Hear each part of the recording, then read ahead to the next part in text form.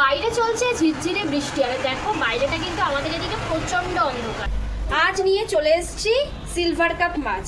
এই মাছটা কিন্তু আজকে আমি প্রথমবারই খাবো, কারণ আমার কখনো ট্রাই করা হয়নি। দেখো আমি কিন্তু পরিষ্কার করে ধুয়ে এদিকে নুন হলুদ মাখিয়ে রেখে দিয়েছি। কড়াইতে দিয়ে দিয়েছি মাছ, আর এই সময়ের মধ্যে আমি চলো কি দিয়ে রান্না করি মশলাটা রেডি করে নিই। নিয়ে নিয়েছি মিক্সির জার, আর এর মধ্যে আমি এখন দিয়ে দেবো 2 চামচের মতন জিরের গুঁড়ো, দিয়ে দিচ্ছি এরকম একটা টমেটো, তারপর দিয়ে দিচ্ছি এখানে 4-5টার মতন শুকনো লঙ্কা, আদা, আর দেখো এদিকে নিয়েছি দারচিনি আর এলাচ। সবগুলো কিন্তু আমি একেবারে মিক্সির জারে দিয়ে দিলাম, আর সব কটা জিনিস কিন্তু আমি একেবারে পেস্ট করে নিয়ে তোমাদের সামনে ফিরে আসছি।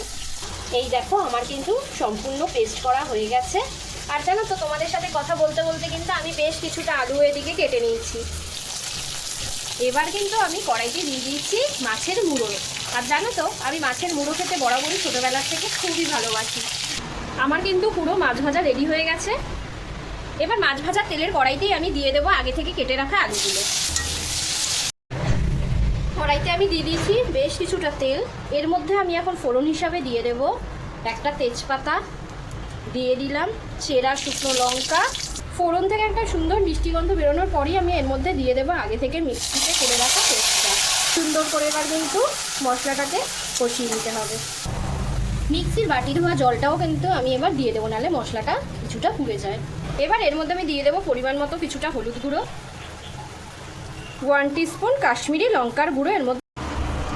দেখো রান্না শুরু করেছিলাম, এদিকে পড়ছিল বৃষ্টি, আর এদিকে কিন্তু পুরো ওয়েদার একদম শুকনো, কারণ হালকা হালকা কিন্তু আবার রোদও উঠে গেছে। তো দেখো বন্ধুরা আমার মশলা থেকে কিন্তু তেল ছাড়তে শুরু করে দিয়েছে, আর এর মধ্যে আমি দিয়ে দেবো পরিমাণ মতো জল। এবার কিন্তু এর মধ্যে আমি আগে থেকে ভেজে রাখা আলুগুলো দিয়ে দেব। এবার ঝোলটাকে খুব ভালো করে ফুটতে দেব।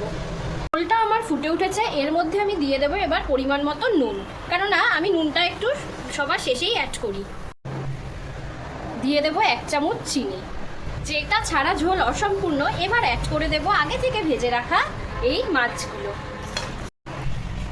সব শেষে এবার অ্যাড করে দেব গরম মশলা গুঁড়ো।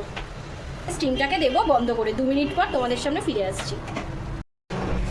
2 মিনিট হয়ে গেছে। এবার কিন্তু আমি ঢাকনা সরিয়ে তোমাদেরকে দেখাচ্ছি যে কেমন হলো।